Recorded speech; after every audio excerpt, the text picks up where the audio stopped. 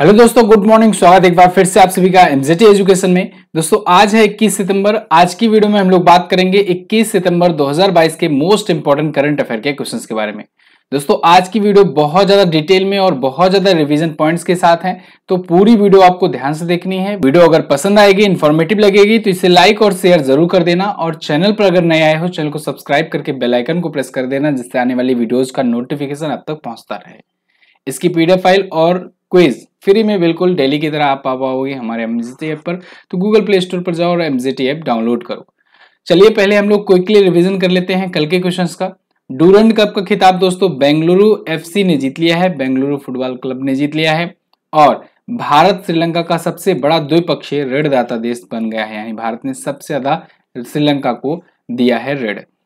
इसके अलावा अभी विश्व कुश्ती चैंपियनशिप में बजरंग पुनिया ने एक और ब्रॉन्ज मेडल जीत लिया है। ये 1 सिल्वर और 3 ब्रॉन्ज अभी तक जीत चुके हैं वर्ल्ड रेसलिंग चैंपियनशिप में। युगांडा की वेनेसा नेकाटे को दोस्तों यूनिसेफ ने सद्भावना राजदूत यानी गुडविल एम्बेसडर नियुक्त किया है, और garden reach ship builders limited को राजभाषा कीर्ति पुरस्कार से सम्मानित किया गया है। और वहीं केंद्रीय मंत्री डॉक्टर जितेंद्र सिंह ने 60 स्टार्टअप्स को इंस्पायर पुरस्कार दिया है। बीएसएफ की पहली महिला ऊंट सवारी स्क्वाड दोस्तों भारत पाकिस्तान बॉर्डर पर लगाई जाएगी, गुजरात और राजस्थान में। फेडरल बैंक भारत का एकमात्र बैंक है जो एशिया में सर्वश्रेष्ठ कार्यस्थलों में चुना गया है। इसकी हालांकि ओवरऑल रैंक 63वीं है। भारत का पहला स्वच्छ सुजल प्रदेश बन गया है अंडमान और निकोबार। वहीं तमिलनाडु राज्य ने नंजनायन टैंक में एक पक्षी अभ्यारण्य स्थापित करने की घोषणा करी हुई है। ये टॉप 10 क्वेश्चन थे कल की वीडियो से, जिनका आपने किया क्विकली रिवीजन भी बहुत ज्यादा जरूरी होती है, और आप लोग के रिवीजन के लिए ही ई बुक लाई जाती है, जिसमें 100% का आपको मिलता है कवरेज। आप हिंदी और इंग्लिश अलग अलग लैंग्वेज में अलग अलग ई बुक प्राप्त कर सकते हो हर एक महीने की। डिटेल कंटेंट होता है, डिटेल एक्सप्लेनेशन के साथ चैप्टर बाय चैप्टर सारी चीजें आपको दी जाती हैं, और एंड में आपको प्रैक्टिस सेट भी दिया जाता है। ये ई बुक आपको एमजेटी ऐप पर मिल जाएगा। आप ऐसे ही हर एक महीने की ई बुक प्राप्त कर सकते हो पिछले 2 सालों की। ठीक है, तो आपको जो भी लेनी है ई बुक जाकर के आप ले सकते हो एमजेटी ऐप पर। व्हाट्सएप का नंबर भी नीचे डिस्क्रिप्शन में दिया गया है। पहला क्वेश्चन आज का, हाल ही में महाराष्ट्र राज्य सरकार ने दौलताबाद किले का नाम बदलकर क्या रखने की घोषणा करी? तो महाराष्ट्र राज्य सरकार ने दौलताबाद किले का नाम बदल करके अब देवगिरी किला रखने की घोषणा करी है। देखिए दौलताबाद किला जो है इसको अब देवगिरी किला किया जाएगा। एकनाथ शिंदे की सरकार के द्वारा यह घोषणा करी गई है। पिछले दिनों में एकनाथ शिंदे ने कई नाम बदलने की घोषणा करी हुई थी, उन सबका अभी हम लोग रिवीजन करेंगे। तो फिलहाल दौलताबाद फोर्ट जो है अब ये किस नाम से जाना जाएगा? देवगिरी फोर्ट के नाम से जाना जाएगा। कहां पर है? संभाजी नगर में ये स्थित है। ठीक है, तो वहां के पर्यटन मंत्री मंगल प्रभात लोढ़ा ने इसकी घोषणा करी है। अभी औरंगाबाद का नाम बदलकर संभाजी नगर किया गया था, याद होना चाहिए आपको। उस्मानाबाद का नाम बदलकर धाराशिव किया गया था, धाराशिव। और वहीं नवी मुंबई एयरपोर्ट का नाम बदलकर डीबी पाटिल एयरपोर्ट किया गया था। ये 3 नाम भी आप याद रखेंगे। अब आया है महाराष्ट्र, तो हम लोग महाराष्ट्र से रिलेटेड पॉइंट्स का रिवीजन करेंगे जो करंट अफेयर के हों। उसके बाद स्टैटिक की हम लोग बात करेंगे, ठीक है ना। तो चलिए शुरू करते हैं सबसे पहले वहीं से जहां से एकनाथ शिंदे सीएम बने। तो एकनाथ शिंदे यहाँ के नए सीएम बने, आपको पता होगा ये भी शिवसेना पार्टी से ही है। शिवसेना पार्टी ही टूट करके दोबारा से सरकार बनाई। ठीक है, इसके अलावा दोस्तों अभी महाराष्ट्र विधानसभा ने अपना सबसे युवा, भारत में सबसे युवा विधानसभा अध्यक्ष चुना है। किसे? राहुल नार्वेकर को। किसे?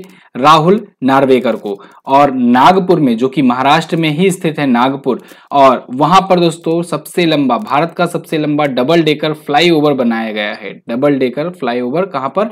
नागपुर में। महाराष्ट्र सरकार ने दिया मिर्जा को और अफरोज शाह को दोस्तों मदर टेरेसा मेमोरियल अवार्ड से सम्मानित किया है। ये भी आप नोट डाउन कर लेंगे, बहुत इंपॉर्टेंट है। महाराष्ट्र सरकार ने अभी प्लास्टिक कोटिंग वस्तुओं पर बैन लगा दिया है, ये भी इंपॉर्टेंट है। डीआरडीओ ने लेजर से guided anti tank guided missile का सफलतम परीक्षण अभी महाराष्ट्र के केके रेंज में किया था।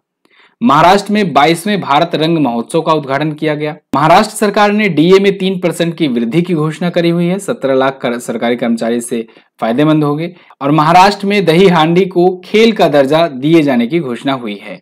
इतने क्वेश्चंस आपको महाराष्ट्र से याद रखने हैं करंट अफेयर से। अब स्टैटिक देख लो। महाराष्ट्र आप देख पाओगे कहां पर है मैप में? यहां पर है। ये 1 मई 1960 को दोस्तों गुजरात से अलग हुआ था, या कहीं गुजरात और महाराष्ट्र सेपरेट हुए थे। मुंबई इसकी summer capital, winter capital is Nagpur. Eknath Shinde Shiv Sena party से सीएम, और भगत सिंह कोश्यारी यहाँ के गवर्नर, दीपांकर दत्ता यहाँ के चीफ जस्टिस हैं। बाकी चीजें आप पढ़ लेना। आगे बढ़ते हैं। हाल ही में किस राज्य सरकार ने नीति आयोग जैसी संस्था स्थापित करने की घोषणा करी है? तो अगेन महाराष्ट्र यहां पर करेक्ट आंसर होगा आपको। महाराष्ट्र राज्य सरकार ने घोषणा करी है कि नीति आयोग जैसी संस्था वो अपने राज्य में भी स्थापित करेंगे। नीति आयोग तो दोस्तों आपको पता होगा भारत सरकार की ये एक संस्था है।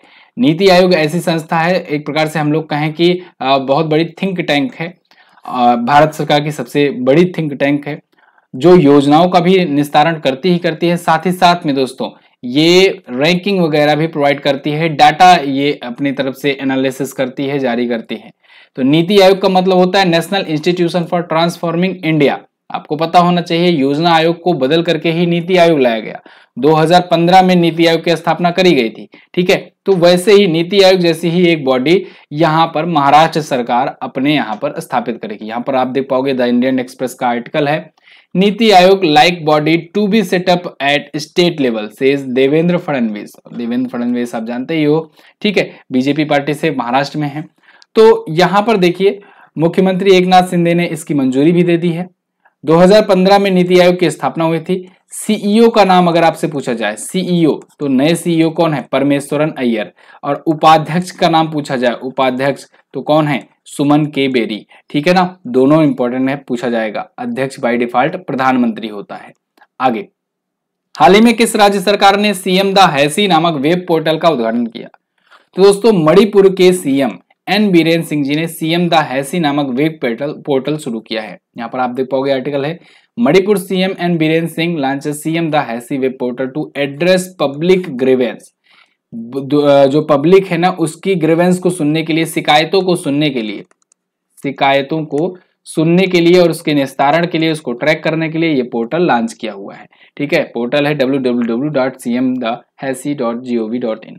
ओके, तो आम लोग इस पर शिकायत कर सकेंगे, अपने शिकायतों को ट्रैक कर सकेंगे और उसका निस्तारण करवा सकेंगे। अब आया है मणिपुर, तो हम लोग मणिपुर से करेंगे रिवीजन। मणिपुर में दोस्तों अभी भारतीय सेना ने घोषणा करी है कि गरीब छात्रों के लिए वो कोचिंग सेंटर स्थापित करेगी मणिपुर में। इसके अलावा मणिपुर में ही इम्फाल में अभी हॉकी इंडिया सब जूनियर महिला का एक टूर्नामेंट हुआ, राष्ट्रीय चैंपियनशिप, जिसको जीता किसने, हरियाणा ने जीता है, इसको भी ध्यान रखेंगे। इसके अलावा मणिपुर के राज्यपाल ला गणेशन जो हैं, इनको दोस्तों पश्चिम बंगाल का भी अतिरिक्त प्रभार मिला है। अभी आप रिसेंटली देख रहे होंगे एक मीम्स वायरल हो रहा है, थोड़ा सा क्लिप वायरल हो रहा है, ये ट्रोल भी किए जा रहे हैं क्योंकि इन्होंने सुनील छेत्री को फोटो खिंचवाने के लिए पीछे धक्का दे दिया था। तो फिलहाल ला गणेशन अब पश्चिम बंगाल के भी अतिरिक्त प्रभार पाए हैं। क्यों पश्चिम बंगाल का अतिरिक्त प्रभार पाए? क्योंकि पश्चिम बंगाल के जो थे गवर्नर इससे पहले जगदीप धनखड़ जी, वो भारत के बन गए हैं वाइस प्रेसिडेंट, तो वहां पर इनको मिल गया है अतिरिक्त प्रभार ला गणेशन को, ठीक है। इसके अलावा अभी नीति आयोग ने ही दोस्तों एक इंडिया इनोवेशन इंडेक्स जारी किया था, जिसमें मैंने बताया था कि नीति आयोग जब भी इंडेक्स जारी करता है तो बड़े राज्यों का, छोटे राज्यों का और केंद्र शासित प्रदेशों का, तीनों का अलग अलग जारी करता है। तो छोटे राज्यों में ना मणिपुर ही टॉप पर था, ये भी आप ध्यान रखेंगे। बड़े राज्यों में वैसे कर्नाटक टॉप पर था और चंडीगढ़ केंद्र शासित प्रदेशों में टॉप पर था। इसके अलावा पाम ऑयल की खेती को बढ़ावा देने के लिए गोदरेज एग्रोवेटर ने 3 राज्यों में अपना नया समझौता किया है, डील किया है, जिसमें त्रिपुरा, मणिपुर और असम शामिल था, ठीक है। इसके अलावा 50वां अखिल मणिपुर सुमंग लीला महोत्सव अभी आयोजित हुआ। कौन सा? 50वां अखिल मणिपुर सुमंग लीला महोत्सव, ठीक है। महोत्सव मणिपुर में बहुत सारे आयोजित होते हैं और इसके बारे में कई बार मैं बता भी चुका हूं। ये सारी चीजें आप नोट डाउन करते चलो। आज के बाद ऐसे ही आपको डिटेल करंट अफेयर मिलने वाला है और सब सही समय पर आपको मिलने वाला है, ठीक है। चलिए, मणिपुर आप देख पाओगे मैप में, यहां पर है इंडिया के मैप में, नागालैंड से, असम से और मिजोरम से अपना बॉर्डर शेयर किया करता है। Imphal is the capital and Biren Singh is CM of Manipur, BJP party से। ला गणेशन यहाँ के गवर्नर हैं, PV Sanjay Kumar chief justice हैं, ठीक है। लोकटक झील याद रखना बहुत इंपॉर्टेंट है। लोकटक झील के ऊपर ही है केबुल लामजाओ नेशनल पार्क, जो कि फ्लोटिंग नेशनल पार्क है, दुनिया का इकलौता। अगला, हाल ही में किस देश ने नवंबर में चंद्रमा पर अपना प्रथम रोवर भेजने की घोषणा करी है? तो दोस्तों यूएई ने अभी हाल ही में, यूनाइटेड अरब अमीरात ने घोषणा करी है कि वो नवंबर 2022 तक चंद्रमा पर अपना पहला रोवर भेजेगा, इसी साल नवंबर महीने में। अब इसके लिए देखो वो स्पेस एक्स के फाल्कन 9 रॉकेट का सहारा लेगा। इसके अलावा वो तो लॉन्च करने के लिए फाल्कन 9 का रॉकेट का सहारा लेगा, लेकिन इसके लिए ये बातचीत कर रहा है चाइना की CNSA के साथ, चाइनीज नेशनल जो स्पेस एजेंसी है ना, उसके साथ बातचीत कर रहा है, उसके साथ मिल करके ये लॉन्च करेगा, यानी कि सहायता उसकी लेगा, ठीक है। तो 2 चीजें याद रखना है, एक तो एलन भैया की स्पेस एक्स का सहारा लेगा फाल्कन 9 रॉकेट का। फाल्कन 9 रॉकेट की खूबी आप ये जानते हो कि ये एक कॉमर्शियल टाइप का रॉकेट है और ये जाता है, रॉकेट सैटेलाइट छोड़ता है, उसके बाद वापस से आ जाता है, यानी रीयूजेबल दुनिया का इकलौता रॉकेट है। यूएई की स्पेस एजेंसी की बात करें अगर, तो इसका नाम होता है दोस्तों मोहम्मद बिन राशिद स्पेस सेंटर, ठीक है। जैसे भारत का इसरो होता है, ठीक है, अमेरिका का नासा होता है, रॉसकॉस्मॉस होता है रसिया का, चाइना का CNSA होता है, जापान का जक्सा होता है, ठीक है ना, एलन भैया का SpaceX है। तो वैसे ही यहाँ पर मोहम्मद बिन राशिद स्पेस सेंटर है UAE का। तो इसका और CNSA का अभी समझौता हुआ है आगे के लिए, फर्दर जो भी चंद्र मिशन होंगे, जो भी लूनर मिशन होंगे उसके लिए। UAE आपको पता होगा एक चंद्र मिशन तो लॉन्च कर ही रहा है, एक चंद्रमा खुद का भी बना रहा है, धरती पर वो मून रिजॉर्ट बना रहा है। और इस पर बहुत ही खूबसूरत वीडियो मैंने दी हुई थी, मून रिजॉर्ट, जहां पर दोस्तों 25 लाख लोग प्रतिवर्ष आएंगे पर्यटन के रूप में। उस पर वो $5 बिलियन खर्च कर रहा है, 4 सालों में बनकर के तैयार होगा। दुनिया का अनोखा ये मून रिजॉर्ट होगा, UAE में बनेगा, दुबई में, ठीक है। चलिए, तो अब हम लोग वर्ल्ड मैप में चलते हैं और UAE को देख लेते हैं थोड़ा सा। तो वर्ल्ड मैप में आप देख पाओगे ये रहा अपना प्यारा भारत। यहां से आप आओगे ना तो इस साइड में ही आपको खाड़ी देशों में ही मिल जाएगा आपको यूनाइटेड अरब अमीरात। यहाँ पर देखिए दुबई यहाँ पर दिख तो रहा है, लेकिन दुबई कैपिटल मत बोल देना गलती से, कैपिटल इसकी अबू धाबी होती है, ठीक है ना। दुबई जो है बड़ा नगर है, ठीक है, जैसे भारत में मुंबई और दिल्ली है। तो अबू धाबी इसकी कैपिटल होती है यूनाइटेड अरब अमीरात की, और UAE दिनार होती है यहाँ की करेंसी। क्लियर है। यहाँ पर गल्फ ऑफ ओमान यानी ओमान की खाड़ी देख पाएंगे, यहाँ पर पार्सियन गल्फ यानी कि फारस की खाड़ी देख पाएंगे। चलिए बढ़ते हैं अगले क्वेश्चन की तरफ। अगला क्वेश्चन है अपना, ऐतिहासिक खुराक की 100% कवरेज हासिल करने वाला भारत का पहला राज्य कौन बना? वो बन गया है अंडमान और निकोबार। ये एक केंद्र शासित प्रदेश है और ऐतिहासिक खुराक का 100% कवरेज हासिल करने वाला भारत का पहला राज्य बन गया है। देखो कोई भी केंद्र शासित प्रदेश है या फिर छोटा राज्य जो है, वहां की पॉपुलेशन जब कम होती है ना, तो 100% कवरेज बड़े आराम से हो जाता है। तो Andaman Nicobar become India's first stage and union territories to achieve 100% coverage of precautionary dose, ठीक है। तो अभी 18 वर्ष की आयु के 2,87,216 से अधिक लाभार्थियों को ये ऐतिहासिक खुराक का टीका लगा दिया गया है। आजादी के अमृत महोत्सव के अवसर पर जब मुफ्त में ये खुराक देनी शुरू की गई तो टीकाकरण में बहुत तेजी से ग्रोथ देखी गई और 100% कवरेज मिल गया है। अंडमान निकोबार से रिलेटेड अभी मैंने कल भी आपको एक क्वेश्चन दिया था कि ये बन गया है भारत का पहला स्वच्छ सुजल प्रदेश, ये भी आप याद रखेंगे। वैसे वीर सावरकर इंटरनेशनल एयरपोर्ट कहां पर है? पोर्ट ब्लेयर, अंडमान निकोबार में। अगला है, वर्ष 2023 में SCO शिखर सम्मेलन की मेजबानी कौन करेगा? तो 2023 में SCO शिखर सम्मेलन की मेजबानी दोस्तों भारत करेगा। इस बार वाला SCO समिट आप सबको पता है कहां पर किया गया? समरकंद उज्बेकिस्तान में किया गया है ना। प्रधानमंत्री मोदी जी भी गए हुए थे वहां पर, ठीक है। तो अगला वाला भारत करने वाला है मेजबानी। यहीं पर मैं आपको याद दिलाना चाहूंगा G20 की भी मेजबानी अगली बार भारत ही करने वाला है, क्योंकि 2022 वाला अभी इंडोनेशिया में हुआ, 2023 वाला जो होगा ये G20 भी यहां पर होगा। यानी G20 की भी मेजबानी और SCO की मेजबानी अब कहां चली गई? अगले वर्ष भारत के पास आ गई है।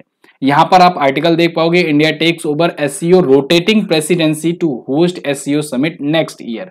और मैं आपको G20 के बारे में तो बहुत बार बता ही चुका हूं कि इंडोनेशिया के बाद अब बारी है भारत की, ठीक है। तो G20 की भी और SCO की भी अब अगली बार कहां पर समिट होगी? दिल्ली में, भारत में, इंडिया में। ओके, तो यहां पर देखिए केंद्रीय विदेश मंत्रालय ने इसे कंफर्म किया है, 9 और 10 सितंबर 2023 को नई दिल्ली में आयोजन होगा। अभी देखिए 1 दिसंबर से ही भारत मेजबानी अध्यक्षता पा जाएगा G20 की, और फिर 2023 तक 30 नवंबर तक इसकी अध्यक्षता करेगा और फिर अगली बार चेंज होगा। तो इस बार G20 इंडोनेशिया में और समरकंद उज्बेकिस्तान में SCO समिट। क्लियर। आगे, हाल ही में द्रौपदी मुर्मू ने कितने IIT संस्थान के निदेशकों की नियुक्ति को मंजूरी दी है?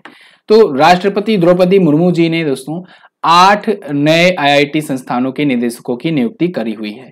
यहां पर आप देख पाओगे, आर्टिकल है हिंदुस्तान टाइम्स का, president Droupadi Murmu approve appointment of 8 new IIT directors. तो एक तो चीज आपको कंफर्म हो गया कि IIT के डायरेक्टर्स की नियुक्ति कौन करता है? भारत का प्रेसिडेंट। ऐसे ही आपको याद रखना है कि भारत के जो केंद्रीय विद्यालय हैं, जो भी केंद्रीय विद्यालय हैं, उनके कुलपतियों की नियुक्ति राष्ट्रपति करता है। यहीं पर अगर आपसे मैं थोड़ा सा घुमा करके पूछ लूं, जो देश में जो राजकीय विद्यालय विश्वविद्यालय होते हैं, ठीक है, जो केंद्रीय नहीं होते, राजकीय विश्वविद्यालय जो होते हैं, उनके कुलपतियों की नियुक्ति कौन करता है? तो उनके कुलपतियों की नियुक्ति दोस्तों उस राज्य का राज्यपाल करता है, ये आप याद रखेंगे। यहां पर आप देख पाओगे पूरी लिस्ट है, 8 IIT में निदेशकों की नियुक्ति की गई है और टोटल अगर आईआईटी संस्थान की संख्या पूछी जाए तो 23 या 24 के आसपास में है, 23 है आई थिंक, एक बार मैच करा लीजिएगा इसको। आईआईटी पलक्कड़ के दोस्तों प्रोफेसर शेषाद्री शेखर बनाए गए, आईआईटी भुवनेश्वर के श्रीपाद कर्माकर, ये लिस्ट देख लीजिएगा, पढ़ने का क्या मतलब है, टाइम लॉस होगा, वैसे पूछा नहीं जाएगा। एक बड़ा सरप्राइज आपके लिए दोस्तों, आप लोग की डिमांड पर अब क्लासेस, लाइव क्लासेस फिर से स्टार्ट करी जा रही हैं और शुरुआत हो रही है इकोनॉमिक्स से।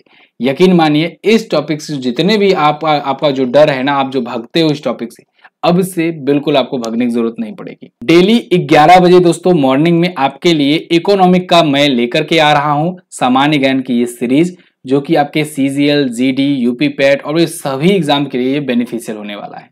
लूसेंट का होगा तो यानी कि इसके बाहर से तो नहीं ही पूछा जाएगा, तो आपको बहुत ही अच्छे तरीके से समझा करके इकोनॉमिक्स का जो डर है वो दूर भगा करके, ठीक है, मैं आपको समझा दूंगा डेली 11 बजे। लेकिन ये आज से नहीं शुरू होगी, ये कल यानी कि 22 तारीख से शुरू होगी। अभी इसका मैटर तैयार करवाया जा रहा है, 1-2 एडवांस में तैयार करवा लेंगे तो फिर तब आराम से मजा आएगा। और इसके बाद एक और क्लास आपके लिए जीएस महासंग्राम भी, ये 7 बजे होगा। देखो दोनों चीज बड़ी अच्छी शुरू की गई है, यहाँ पर चैप्टर वाइज शुरू किया गया है, सब्जेक्ट वाइज, यानी कि इकोनॉमिक के क्लास होगी, इकोनॉमिक के क्वेश्चन होंगे, शाम को मिक्सअप क्वेश्चन होंगे। मिक्सअप क्वेश्चन में आप किसी भी एग्जाम की तैयारी क्यों ना कर रहे हो, आपको बढ़िया बढ़िया क्वेश्चन मिलेंगे, तगड़े तगड़े मिलेंगे।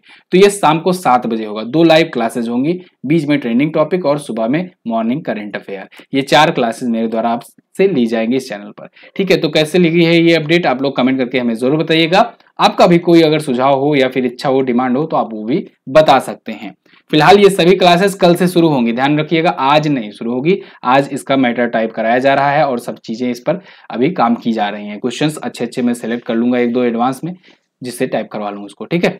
अगला, हाल ही में पशुओं में फैल रहे किस रोग की वजह से हजारों गायों की मृत्यु हो रही है। आप देख रहे हो आज के टाइम पर बहुत सारी गायें जो हैं इसकी मृत्यु हो जा रही है। एक रोग बहुत तेजी से फैल रहा है, कौन सा रोग है? लंपी रोग है दोस्तों। लंपी डिसीज देखिए कुछ इस प्रकार से, ये जब गायों में फैल जाता है तो गायें जो है तड़प तड़प के मर जा रही हैं और ये हजारों की संख्या में हो रहा है। मतलब आपको बिलीव नहीं होगा, 75,000 से ज्यादा की डेथ हो चुकी है जुलाई महीने में ही। इसकी संख्या लगातार बढ़ती जा रही है। लगभग 17 लाख कैटल जो है वो इन्फेक्टेड है इस टाइम पर लंपी स्किन डिसीज से। तो ये लंपी स्किन डिसीज क्या है, इसके बारे में समझेंगे। सबसे पहले इस बीमारी को गुजरात और राजस्थान में देखा गया, जहां पर हजारों पशुओं की लगातार मृत्यु होती हुई दिखी। एक प्रकार की ये भी एक वायरल बीमारी है, गाय भैंसों में होती है। इसमें शरीर पर गांठें बनने लगती है, सिर, गर्दन, जननांगों के पास में, और धीरे धीरे गांठें बड़ी होने लगती है और घाव बन जाता है। फिर गायों को काफी ज्यादा दर्द होता है और वो दर्द को असहनीय रूप से मतलब सह नहीं पाती हैं और मृत्यु को प्राप्त हो जाते हैं। कारण क्या है? कारण है एलएसडी वायरस मच्छर। एलएसडी वायरस मच्छर और मक्खियां जो हैं ये खून चूसने वाले कीड़ों से आसानी से फैलते हैं और दूषित पानी, लार और चारे के माध्यम से भी ये डिसीज फैल रही हैं। फैलने का कारण है ये। लक्षण क्या दिखेगा? तेज बुखार दिखेगा, ये बड़े बड़े दाने टाइप के दिखेंगे आपको यहाँ पर, देखिए कुछ इस प्रकार से, ठीक है। ये तो मतलब कि बाद वाला सिम्टम्स है। शुरुआत का लक्षण आपको दिखेगा कि बुखार आएगा गायों को और दुधारू पशु दूध देना कम कर देंगे, मादा पशुओं का गर्भपात हो जाता है। तो ये सभी यहाँ के लक्षण हैं। तो ये बहुत ही खतरनाक बीमारी है एक प्रकार से कहें गायों में। जैसे समझ लो कि अभी मनुष्यों में कोरोना चल रहा था और इतनी मतलब बेदर्दी से मृत्यु हो रही थी, वैसे अब गायों में हो रही है लंपी स्किन डिसीज से। तो ये रोग का नाम आप याद रखेंगे। अगला क्वेश्चन, भारत की तरफ से 2023 के लिए ऑस्कर की ऑफिशियल एंट्री के लिए किस फिल्म को चुना गया? Very most important question. तो दोस्तों अभी छेलो शो को चुना गया है ऑफिशियल एंट्री के लिए 2023 की ऑस्कर के लिए। 2023 में ऑस्कर में भारत की जो बेस्ट फिल्म के लिए जाएगी वो मूवी होगी छेलो, ठीक है। छेलो शो एक गुजराती मूवी है दोस्तों, ठीक है, और इसे ऑफिशियल एंट्री के रूप में भेजा गया है। इसका फिल्म का निर्देशन यानी डायरेक्शन किया है पाल नलिन ने। ओके, अच्छा मैं आपसे पूछूं इससे पहले किसे दिया गया था कि ऑफिशियल एंट्री के लिए भेजा गया था, तो आप बताएंगे कुझांगल को। किसे? कुझांगल को भेजा गया था, ठीक है। उससे पहले जलीकट्टू को भेजा गया था। अच्छा, 2022 वाला ऑस्कर जीता किसने है? 2022 वाला ऑस्कर जीता है कोडा फिल्म ने। किसने? कोडा ने जीता है, ठीक है। चलिए आगे, हाल ही में किस ने दिल्ली पुलिस की वी केयर पहल का उद्घाटन किया? तो दोस्तों वी केयर पहल का उद्घाटन किया है अभी हाल ही में वीके सक्सेना ने। वीके सक्सेना कौन है जी? वीके सक्सेना दोस्तों लेफ्टिनेंट गवर्नर है, उपराज्यपाल हैं, कहां के? दिल्ली के। इन्होंने वी केयर पहल का उद्घाटन किया है दिल्ली पुलिस के लिए। दिल्ली पुलिस के लिए ये कम्युनिटी पुलिसिंग इनिशिएटिव है। इसके तहत क्या होगा, दिल्ली पुलिस कैसे कम्युनिटी को अपने आप से कनेक्ट कर सके, कैसे कम्युनिटी को ये बता सके कि हम क्या क्या सेवाएं दे रहे हैं, कैसे कैसे आप पुलिस की मदद कर सकोगे और पुलिस कैसे कैसे आप लोग की मदद करेगा, ये सब चीजें बताने के लिए ये दिल्ली पुलिसिंग के लिए इनिशिएटिव शुरू किया गया है। नाम है वी केयर, ठीक है। और वी के सक्सेना जी जो कि उपराज्यपाल है, इन्होंने इसका उद्घाटन किया हुआ है। क्लियर है। और दिल्ली पुलिस के ही बारे में मैंने आपको बताया था कि दिल्ली पुलिस दोस्तों एक गृह मंत्रालय के तहत आती है, गृह मंत्रालय के अंडर में आती है। और इसके अलावा स्मार्ट लाइसेंस, जो सशस्त्र लाइसेंस है, वो प्रदान करने वाली भी पहली पुलिस दिल्ली पुलिस ही है। तो ये तो थे आज के दिन के टॉप 10 करंट अफेयर के क्वेश्चन। आई होप आपको आई होगी वीडियो पसंद। अगर वीडियो पसंद आई है तो इसको लाइक कीजिएगा, शेयर कीजिएगा और कमेंट करके बताइएगा कैसी लगी वीडियो। ये प्रैक्टिस सेट आप ले सकते हो। अब बहुत कम समय बचा है यूपी पेट के एग्जाम का, तो 22 प्रैक्टिस सेट की ये ई बुक है, जिसमें 20 तो नए प्रैक्टिस सेट हैं, लेकिन 2 इसमें प्रीवियस ईयर में जो पूछा गया था ना, जो प्रीवियस ईयर में एग्जाम हुआ था, वो भी सेट है। तो बहुत ही अच्छे तरीके से आपको पता लग पाएगा किस हिसाब से पूछा जाता है और आप प्रैक्टिस कर पाओगे। इसके अलावा भी जो क्विक रिविजन, जो लास्ट टाइम रिविजन वाला पॉइंट्स होता है, वो भी आपको अलग से दे दिया गया है। ये ई बुक आप व्हाट्सएप से प्राप्त कर सकते हो। अभी के लिए 49 है प्राइस, अभी के लिए बढ़ाया नहीं गया है, लेकिन इन फ्यूचर प्राइस बढ़ सकता है। लास्ट डे के क्वेश्चंस की बात करेंगे। कजाकिस्तान की नई राजधानी अस्ताना बनाई गई और आकाशा एयरलाइंस के संस्थापक रहे राकेश झुनझुनवाला, जिनका भी हाल ही में निधन हो गया है। दोनों क्वेश्चंस के बारे में दोस्तों बहुत सारे लोगों ने डिटेल में आंसर किया था, लेकिन जो टॉप 10 थे जिन्होंने सबसे पहले आंसर किया था डिटेल के साथ, उनमें है आयुषी कश्यप, मंटू कुमार, राजन तिवारी, सुस्मिता साहू, रवि सिंह, दिव्या एंजल, स्वर्णेश्वर कुमार, पारेश कुमार, सचिन करंजेकर, उषा साहू, ये टॉप 10 थे। अच्छा, एक रिक्वेस्ट है आपसे, वीडियो आज की आपको कैसी लगी है ये जरूर बताना, क्योंकि रिवीजन पॉइंट आज बहुत सारे ऐड करे गए हैं। इसके अलावा और कम समय पर अपलोड किया गया है। और आप शेयर करोगे कि नहीं ये भी बता देना, कमेंट करके शेयर जरूर कर देना प्लीज, बहुत ज्यादा जरूरी है। आज का क्वेश्चन आपके लिए क्या है, हर घर जल प्रमाणन वाला देश का पहला जिला कौन बना? और भारतीय अर्धसैनिक बल सीआरपीएफ का उद्देश्य वाक्य क्या है? ये बहुत इंपॉर्टेंट क्वेश्चन है, उद्देश्य वाक्य। देखिए ये जरूर पूछा जाता है, ठीक है। और इस पर तो मैं जब मैं कल ये क्वेश्चन टाइप कर रहा था तो मुझे लगा कि इस पर एक वीडियो भी आपको देनी चाहिए। कमेंट करके बताइए ये बाकी के जो चारों हैं ना ये ऑप्शन में, ये किसके किसके मोटो है, ठीक है। कमेंट बॉक्स में जरूर बताइएगा। चलिए बहुत बहुत धन्यवाद यहाँ तक वीडियो देखने के लिए। क्विज और जाकर के पीडीएफ आप एमजेटी ऐप से प्राप्त कर लेंगे, वहीं से ई बुक मिलेगी, वहीं पर कोर्स मिलेगा। मिलेंगे अगली वीडियो में, तब तक के लिए नमस्कार, जय हिंद, वंदे मातरम।